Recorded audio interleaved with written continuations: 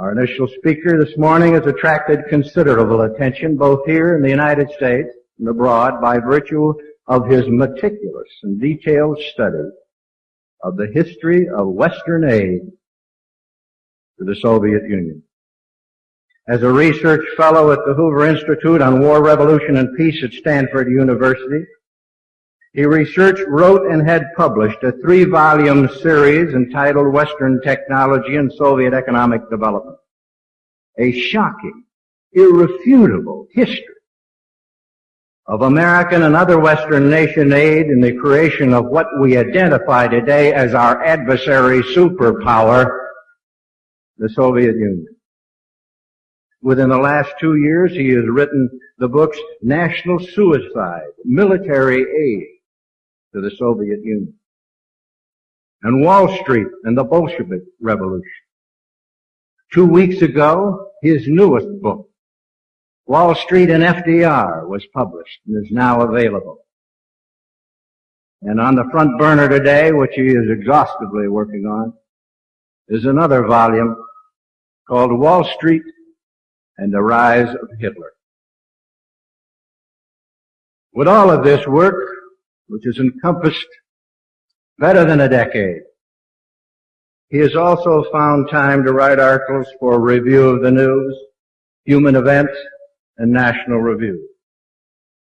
Born in London, educated in England, Germany, and the United States, he became a citizen of the United States in 1962. He was a professor of economics at California State University before joining the Hoover Institute, and now resides in Northern California with his wife Betty and their family. It is a privilege for me and an honor for all of us to have with us today Professor Antony C. Sutton. Tony?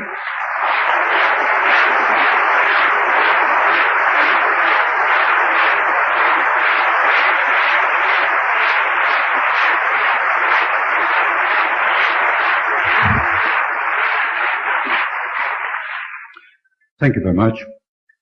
My assignment this morning is a virtually impossible task.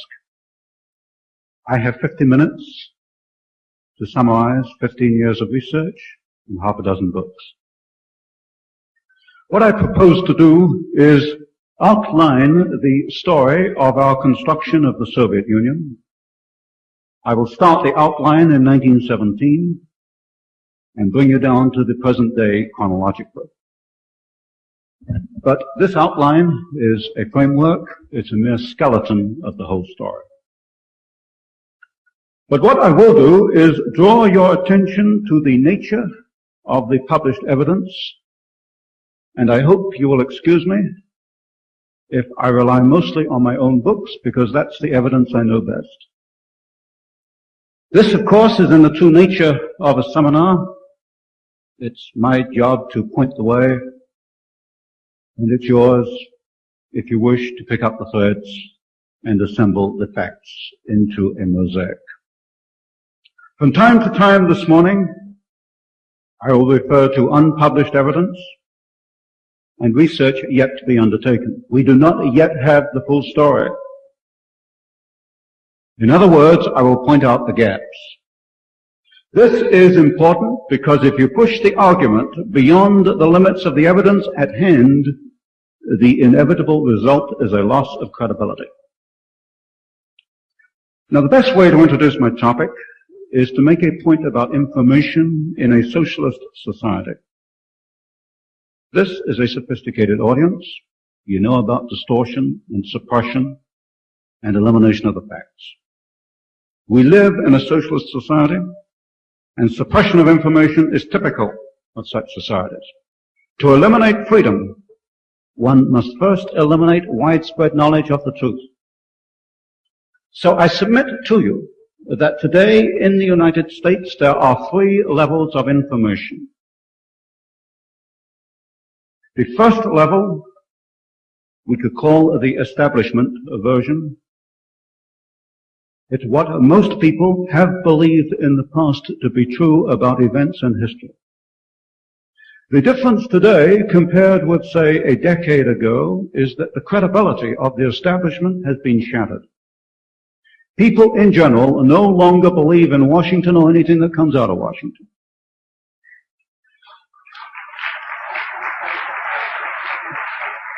So this first level is what the government or the establishment wants you to know. Only coincidentally is it the truth. The criteria they use are two, I suggest. One, they say, what do we want them to know? And secondly, they say, is it consistent with what we told them last time? And sometimes they slip up and then the statements become inoperable. Then we have the second level of information, sometimes called the revisionist level. It challenges the first level, but it's still based on documents and information released by the bureaucrats and politicians in Washington. It does not get to the root of the problem. It doesn't get to the root of the problem because it relies mainly on facts which they decide can be released. I would suggest, and I hope you won't take this unduly critically, that the critics of the Kennedy assassination probably fall within this category. There's no question they're onto something. But they're still at the second level because they rely on information which it has been decided can be released. They will not get to the third level until they get all the information within government files, and that I understand may take 75 or 100 years. Then we get to the third level, and I suggest that presumably almost everybody, or everybody in this room, is operating or wants to operate on the third level. It is based on new documentary evidence that has to be rooted out. From the research viewpoint, you have to know where to look, you have to know about its existence, you have to demand it, you have to get it declassified. You must accept, when you're in my position, that when you initially publish it, most people will not believe you. They will not believe you because the establishment version got in there first, and the mass of the media, and I'm not blaming the media for this, got behind it and publicized what they believed to be the truth. But we're now getting a number of very solid, substantial books written on this third level. I'll give you some quick examples. Colin Simpson, The Lusitania, an attempt to bring the United States into World War I, documented. Julius Epstein, Operation Keelhaul. A very new book by Guy Richards, The Rescue of the Romanovs. The Tsar was not murdered, as the establishment would like you to believe. From the liberal side of things, I would suggest Jules Archer, The Plot to Seize the White House. So, I emphasized this morning that my outline is going to be at the third level. It's based on authentic and original documentation, mostly from government files. It is directly and verifiable evidence. I always make the citations and the references. Up to a few weeks ago, I could always say that the facts have never been openly challenged. There was a recent exception in London, because I'm getting somewhat more publicity in Europe than I am here. The Soviet Weekly decided to counter some of my arguments. It was probably forced to do so. Unfortunately, they picked the wrong example. They said I was wrong about the Soviet Marine, merchant marine, and the origin of its diesel engines. They said my figures and facts were wild. Unfortunately for Soviet Weekly, this is one case where all my evidence came from Russian sources. So I pointed out to the Soviet Weekly, it's quite obvious that the Soviet right hand doesn't know what the Soviet left hand is doing. So let's get to the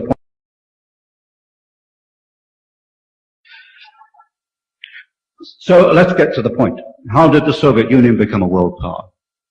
Let's go back to the revolutions. The two revolutions in 1917.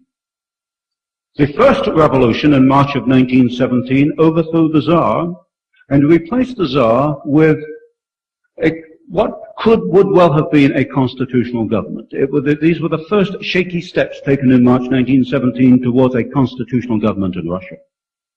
This constitutional government was overthrown by the Bolsheviks in November of 1917.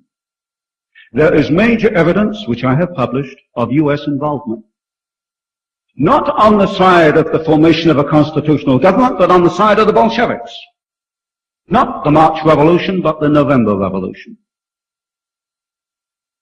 Now, I've not got the whole story. I've published what I have been able to unearth, and these are roughly the key points.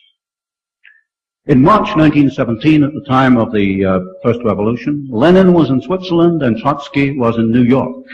They were the two major operators in the Bolshevik Revolution. Lenin returned to Russia with the aid of the German High Command. I reasonably suspect that the Kaiser did not know. The highest German official who knew about this was Chancellor Bethmann Hollweg from the, well-known perhaps in Germany, the Bethmann Hollweg banking family. Trotsky was in New York, a penniless immigrant apparently. He acquired $10,000 in gold. He acquired an American passport. He was put on a boat for Russia. The Canadian authorities pulled the boat into Halifax, Nova Scotia. They took off Trotsky and his party, locked them up as prisoners of war. There was immediate intervention from both London and Washington, and these documents are in the files. He was put back on the boat for Russia with apologies. Also on the boat were Lincoln Steffens, quite a well-known leftist in the United States, and Charles Crane of the Westinghouse Company. And Charles Crane was chairman of the Democratic Finance Committee at that time and a friend of Woodrow Wilson. And the book tells you what happened and how they met and talked on the boat. Also, in July 1917, a Colonel William Boyce Thompson, who was the first permanent director of the Federal Reserve Bank of New York, formed a Red Cross mission to Russia. Now, Russia didn't want a Red Cross mission. And the Red Cross in Washington didn't want a mission going to Russia. But Thompson was a very influential gentleman. He financed it and organized it himself. The mission had nothing to do with either medicine or Red Cross. I've listed the members of the mission. Out of 30, only 6 were doctors. The rest were Wall Street lawyers and financiers. There were representatives from Chase Bank, National City Bank, and the rest of it. The mission was a political vehicle to give assistance to the Bolshevik Revolution in November. What was the assistance? Well, very briefly, Colonel Thompson himself said, and it was published in the Washington Post, which is an authoritative source at the time, that he gave $1 million to the Bolsheviks to help their revolution. That's Colonel Thompson, not me. There was intervention by American International Corporation, which was another vehicle based on Wall Street, in Washington to forestall any possible assistance to the enemies of Bolshevism. Further, you can find in the British Foreign Office files the fact that Thompson and Lamont of the Morgans went to see Prime Minister Lloyd George in England and changed in one meeting British policy from being anti-Bolshevik to being pro-Bolshevik. This information, I would point out, comes from the British War Cabinet papers, Thompson's own papers, and the State Department files. The documents are quite genuine. Now, in early 1918, the Bolsheviks held only a very small part of Russia. They held really just Moscow and Petrograd. They were fighting both the whites and the greens. Now, the history books don't tell you about the greens. They only tell you about the reds and the whites. There were 700,000 greens. And the greens were Bolsheviks who saw that Lenin and Trotsky had betrayed the revolution to capitalists, and this was pointed out in the Russian newspapers at the time, and the Greens, 700,000 strong, were fighting against the Bolsheviks with the whites. But what happened is that the Wall Street mission and its allies in the United States gave the Bolsheviks enough breathing space to be able to occupy Russia. Another point that fits in here is Guy Richards' latest book on the rescue of the Romanovs, in which he, I think, proves that the Tsar was not killed. This is a myth perpetuated by Britain and the United States in collusion with the Soviet Union, for reasons which he will point out. And so this high-level collusion between the Soviet Union, the United States, and other countries has gone on since 1917. Now, also according to the history books, at the time of the revolution and the civil war in Russia, Russian industry was in ruins. This is nonsense. Russian industry was not destroyed except perhaps in Petrograd. It was idle. It was in what the Soviets call a state of technical preservation. What happened was that the middle class, the technicians and the managers, left Russia. They weren't Bolshevik. And the plants and the equipment were standing there idle, and the Bolshevik revolutionists had no means to get it into action. What happened was, in the 1920s, foreign companies, mainly American or German, and the German companies were affiliated with major American corporations, mostly.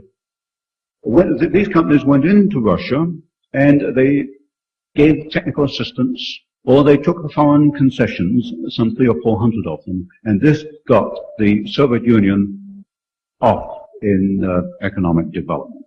This, of course, I've covered in the very first book I put out back in 1968. The period from 1917 to 1930, how very prominent firms like Westinghouse, General Electric, Ford Motor Company, Standard Oil, these firms, through concessions and technical assistance agreements, enabled the idle Russian industry to get restarted under the Soviets. There are two names which should not be forgotten from the 1920s. Averell Harriman, who was operating the Georgian manganese concession, and Armand Hammer, whose father, of course, Julius Hammer, was executive secretary of the Communist Party USA. That is something the Los Angeles Times never prints, but it's quite verifiable. So the Soviet Union, in that first decade, was enabled to survive and recuperate with the assistance of German and American firms. I would point out, to keep the text straight, that the State Department was not at fault, as I see it. It's quite clear from the files, as I have read them, that State Department officials could look ahead. They saw the possibility of war like Korea and Vietnam, where the Soviets would supply the other side. They looked ahead and they say, no, stay out of the Soviet Union, let it find its own feet, and we should not help to build it up. By 1928, the Soviet Union, with Western assistance, had restored a 1913 output.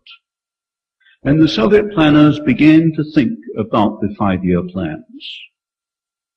Maybe a few of you will remember that back in 1930 in the United States, there was a great publicity about the great experiment in the Soviet Union, pulling up by the bootstraps, a model for Roosevelt's New Deal to copy. How a socialist society could do all kinds of wonderful things a free enterprise society could not do. How free enterprise was outmoded. And who was saying this? Well, we find socialist Norman Thomas, and we find Roosevelt. But we also find, for example, a Gerard Swope, a president of General Electric Corporation, and we find Bernard Baruch.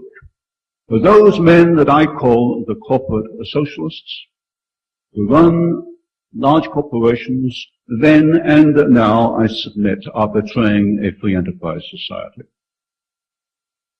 Now, the Soviets certainly acquired a massive capacity in the first and second 5-year plans. That's during the late 1920s and the whole decade of the 1930s. What has not been said historically is how they acquired this massive capacity. Simple common sense would tell you that a backward country just does not start to build modern steel mills and automobile plants. That's just common sense. The first 5-year plan was almost entirely built by foreign corporations. General Electric, Ford, DuPont, Koppers, Badger, Foster Wheeler, Universal Oil, Douglas Aircraft, Radio Corporation of America, Pratt & Whitney, Hercules Powder, United Engineering, McClintock & Marshall, McDonald Engineering, McKee Corporation, you name it. Amongst the large U.S. construction corporations, they were there in Russia between 1928 and the beginning of 1933. The plants they built in the first 5-year plan were far larger in capacity and far more technically advanced than they were building elsewhere in the world. And the second 5-year plan in Russia, although this does not come out, of course, in the official documents, was really bringing into production the tremendous capacity built by these firms in the early 1930s. The first 5-year plan itself was not laid out by Gosplan. The Gosplan plan was just not workable. The final technical plan that was utilized was actually drawn up by a firm of industrial architects, Albert Kahn of Detroit. United Engineering, to give you a few examples, built a plant in the Soviet Union in the early 1930s to produce the longest aluminum sheets in the world, and these, of course, are essential for aircraft manufacture. This was the time when all-metal aircraft were just beginning, even in the West. General Electric built at Krakow a turbine plant which was 2.5 times greater in capacity than its own plant in New York at Schenectady. There were 3 gigantic tractor plants built in the Soviet Union, and the Soviets built more Internationals and more Caterpillars than those 2 companies built in the United States. Now, go back to my introduction, the 3 levels of information. The whole world largely still believes that the Soviets did it themselves. That's the official establishment version. In reality, the Soviets didn't do it. It was done by Western free enterprise. The cost in Russia were the millions of Russians who died in labor camps. I'd point out Solzhenitsyn's arguments, Julius Epstein, Operation Keelhaul. Did the American firms know about this? Yes, they did.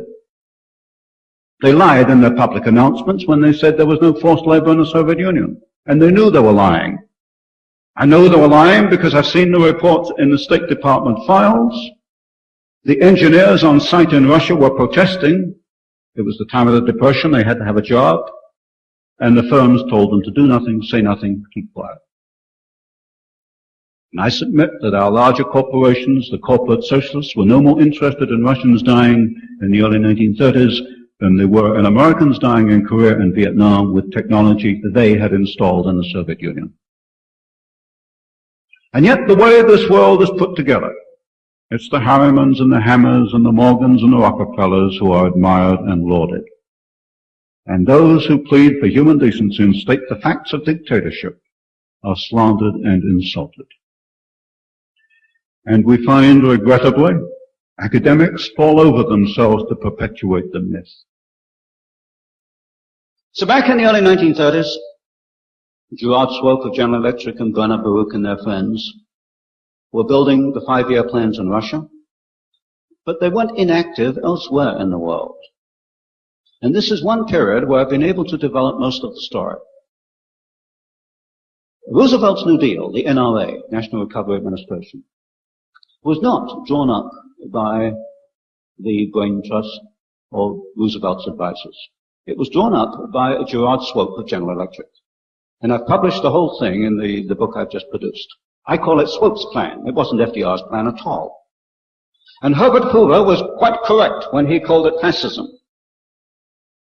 Because Roosevelt's New Deal was nothing else but fascism along the lines of the Mussolini corporate state.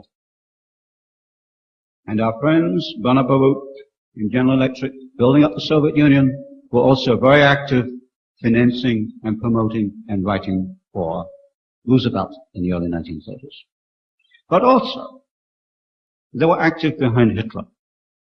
It's interesting that both Hitler and Roosevelt came to power in early 1933. Now, the story of the promotion of Hitler by our own corporate socialists is yet unpublished. But I'll tell you this much. It'll give you the flavor of the book.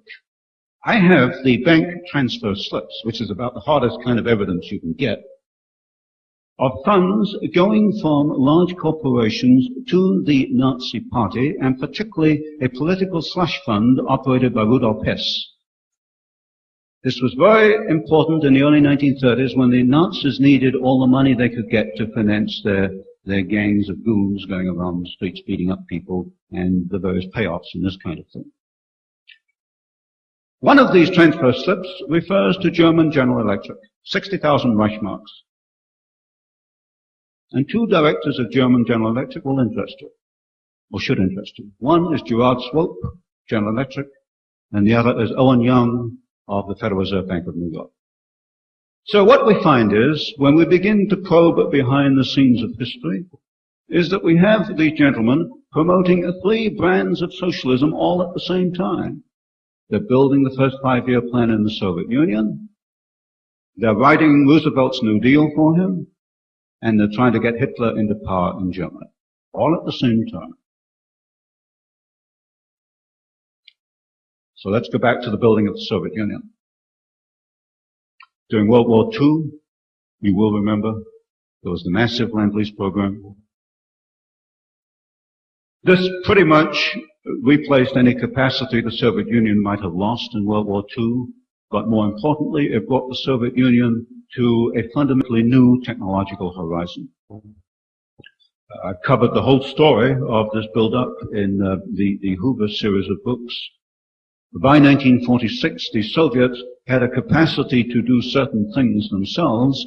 They could manufacture the shells of factories, that is the building, which is not too difficult, and they could duplicate simple equipment, simple lathes, this kind of thing. But they still needed, and still need today, foreign technology to advance the technological horizon for a quite simple reason, that a socialist planned society cannot advance technologically by itself. And once again, Western businessmen were only too happy to oblige. And once again, they went into the Soviet Union in the 1950s, certainly the 1960s, and you'll see the peak of this in the last few years under Kissinger. And to give you again some examples from the development in these 20 years, you will find in mining equipment firms like Joy Manufacturing.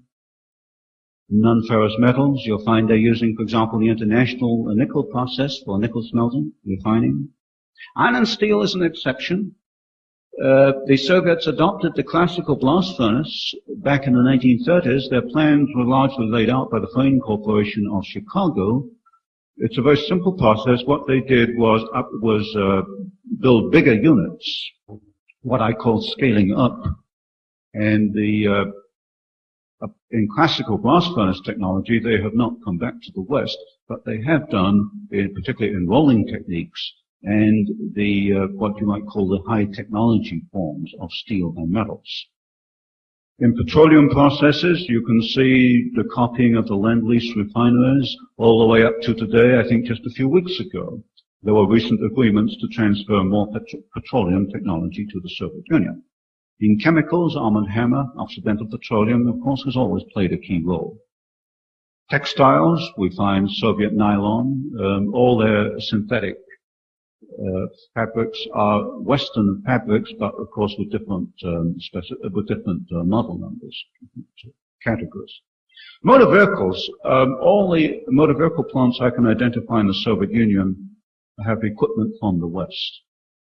They have been able to reproduce simple transfer lines, but as you know, with the Karma plant, still today, the Soviets require equipment mainly from the United States. Soviet Atomic Energy, their first reactor was a copy of the Hanford reactor, but more importantly, they couldn't have achieved their atomic energy program without United States help. I'm very skeptical today about the Rosenberg spy story. What is much more important is how did the Soviets get the industrial technology, the equipment, the very specialized kind of equipment, which is needed for an atomic energy program. This could only come from one of three countries, United States, Switzerland, or Great Britain. Locomotives, for example, we find General Electric is the standard. In aircraft, we find all the Rolls-Royce engines powered the MiGs over Korea. The door, for example, on some of the aircraft is a Boeing door. You go right down the line, it's there. Merchant Marine, I calculated that exactly because the Soviets have published a very exhaustive catalog, great big fat thing, of their Soviet ships. Every ship is there, cataloged with its technical specification. And I can tell you exactly 67% of the hulls were built in the West. 80% of the engines were built in the West. The 20% that were not built in the West were built in the Soviet Union, mainly at Bryansk and in Leningrad, under technical assistance agreements. There's no such thing as a Soviet marine diesel engine. That's what got the Soviet Weekly upset in London and said I was wild. And of course I pointed to their own catalog, and it's right there if they bother to get a calculating machine, which of course will have to be Western, and they can repeat what I did. The computer technology is courtesy of IBM and Radio Corporation of America, but there's an English corporation, International Computers, which has transferred the most advanced of its own computer technology. I did happen to meet a director of this particular company last April when I was in England, and I pointed this out to him that it was his own suicide. He had more to lose than England, and I pointed this out to him that it was his own suicide. He had more to lose than I had. And his argument was that, well, the Americans do it, why shouldn't the British do it? And he was actually unable to see that it was his own suicide. But I did also meet a gentleman from the Dunlop Rubber Company, and Dunlop has been very important transferring rubber tire technology to the Soviet Union, who admitted that so far as that area is concerned, I was exactly correct. In fact, I hadn't got all of it. But he said, well, even if it is my own suicide, I will continue to do it because it's business. And I had no answer to that one. So what I'm saying is that in brief, all Western technology, all Soviet technology from 1917 right down to the present day comes from the West. And this is based on a very precise technical analysis. It's technical. I look at engines and machines and I look at specifications. It's not something I imagined. I've been at this thing over a decade and a half and no one yet has proven me wrong on a technical factor. And this is approximately the position today, except that under Kissinger, the Soviets have been able to achieve a fundamentally new technological horizon, of course, with a financial subsidy, because they're getting loans at 6% when you have to pay 10 and 12% with a financial subsidy from the United States. Now, the big problem that I had in the early 1970s was that this was not the whole story. There were at least two remaining problems. One, we were building up Soviet military capability, and there were indications, and I was a little unsure about this in 1970, that this was a deliberate policy on the part of the United States. I called it the X factor. I spotted it perhaps as early as the late 1960s that there was something operating there to enable these massive transfers to continue over a period of decades. And any time you pointed it out, you were immediately slapped down. There was some kind of behind-the-scenes pressure making for these massive transfers. Now, the most important problem that I saw was the military transfer problem. So I'm sure some of you know I went to Miami Beach in 1972. I attempted to point this out to the Republican Party, and what I got was outright hostility. These are things we just don't talk about. Looking at the Wall Street Journal last week and noting that Armand Hammer gave the Republicans $100,000 in 1972, I can see that I wasn't playing the right game. I certainly didn't give them anything like $100,000. Now, to summarize the National Suicide Book, there is no question in my mind that Soviet military capability essentially depends on Western technology. But there is one exception I would point out, that you do not need a free enterprise system to develop military technology, because the military work in a rather different way to an industrialist. The military say, well, this is the next specification we want. They set up a specification and they work towards it, and cost is no object. But within, of course, industry, cost is very much part of your objective. You've got to be competitive. And so what the Soviets have been very successful in doing is setting up a very adequate, a very sensible design, military design specifications, and using Western technology to work towards it and do it quite capably. So I'm quite sure the aircraft with our systems and their ships and their guns are quite effective. To give you some examples, American pilots were coming back during the Vietnam War, and they were saying, well, that's funny because those trucks on the Ho Chi Minh Trail look like Ford trucks. Well, they were Ford trucks because half of them were coming from the Gorky plant, which was built by the Ford Motor Company. And you've got the MiGs over Korea, which I pointed out earlier, had Rolls-Royce engines, and Rolls-Royce and some of the German designs, BMW, have been the basis of a Russian jet development. So that is approximately the story. What we need today is research to fill out the gaps in our knowledge of the loss of American independence.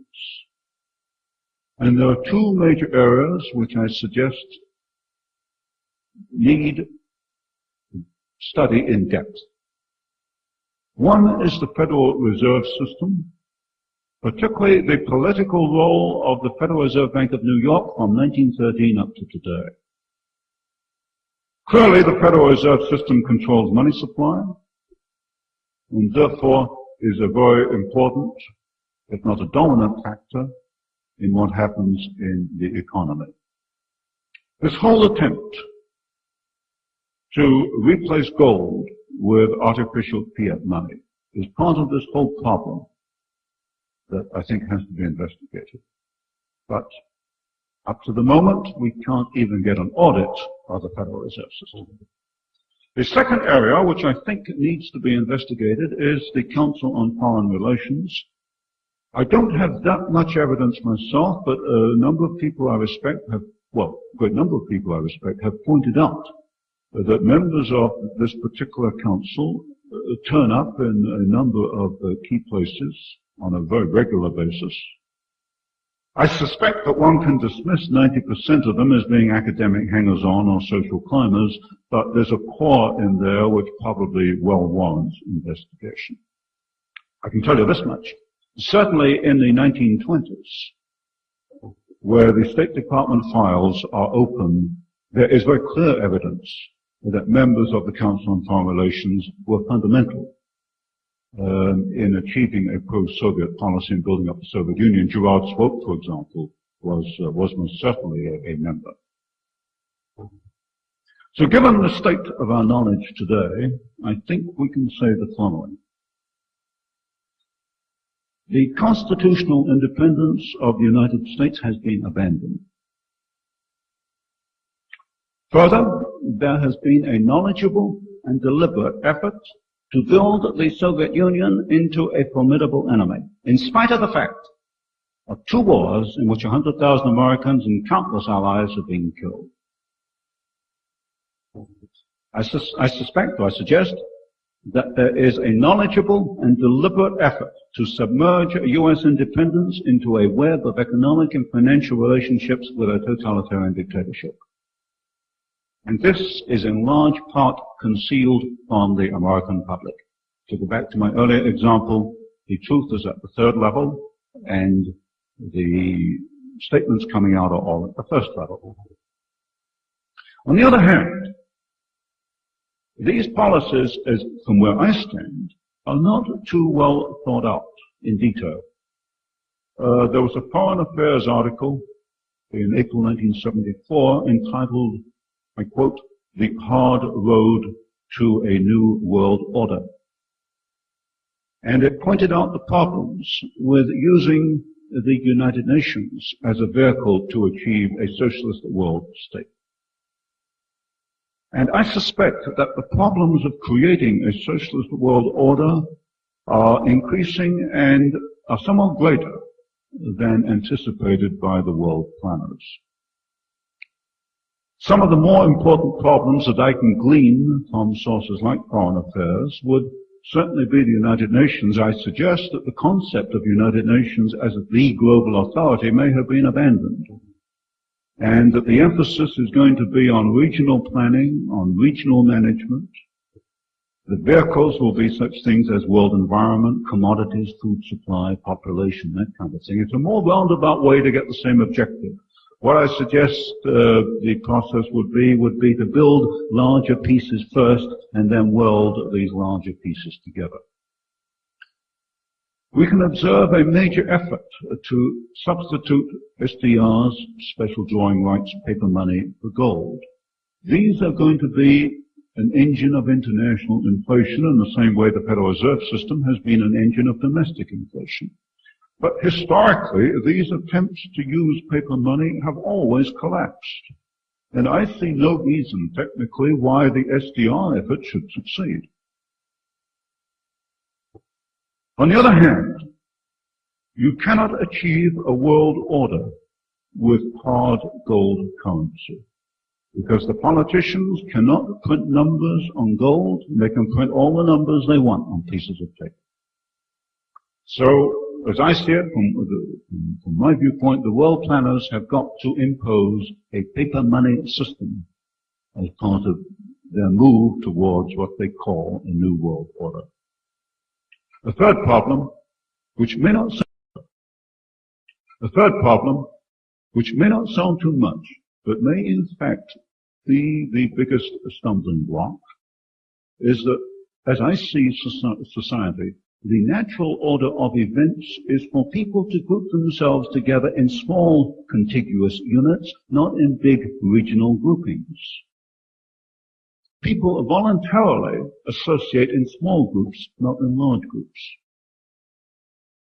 But on the other hand, the whole trend of a world order is towards unification and regional groupings. In other words, you're going in two different directions. The planners are trying to impose large regional units, but the natural trend order within society is towards smaller groupings. And I suspect that as more people begin to see what is happening, it's antagonistic to their own interests, that the resistance will also increase. So let me emphasize, and I'm getting near the end, one point. That the battle for American independence can only be won with facts, and they have to be accurate facts. I do not believe that the American people want to abandon the Constitution or free enterprise or individual freedom. I don't believe the American people want such things as internal passports, $100 billion energy programs, forced busing, backbreaking taxation. I don't think they want it. Further, the establishment no longer has credibility. They've lost it because it's ignored too many facts, it's lied, it's distorted. And that is your opportunity. Present the facts at the third level. But let me warn you, to retain credibility, you've got to be 100% accurate 100% of the time. If you get it wrong once, you've lost your audience. Your enemies will never let you forget it. To make one mistake is instant loss of credibility. Sometimes it's very tempting, I think, to overstate the case, but don't do it, because you can't do it and win. And let me leave you this morning with, I think, the moral of my story, what I tried to write over the last decade. We tend to emphasize the obvious. We can recognize the planners and their socialist friends. They're directly identifiable. To give you one example, Attorney General Levi says he's going to introduce internal passports, and he knows it's unconstitutional. He says so. Now that to me is an obvious enemy. I don't sleep wondering what he's going to dream up for me next. But more important, perhaps, are those behind the scenes, what I call the subsidizers. Those who provide the technology, the financing, the political power, the political thrust for world dictatorship. Look at the subsidizers. Look, for example, at big business. Big business supplied technology both to Hitler's Germany and to Soviet Russia, and backed both at the same time, and Roosevelt for good measure. Look at the academics, who are more interested in promoting a new world order than in promoting freedom. And that's what they should be doing. Look at those organizations who promote anti-communism, but always stop short at identifying and pointing out those who subsidize and make possible the onset of a world socialist state. So my moral today is, the moral I would like to leave with you, is that planners could not exist without subsidizers, and both are equally dangerous to what you hold to be true. Thank you.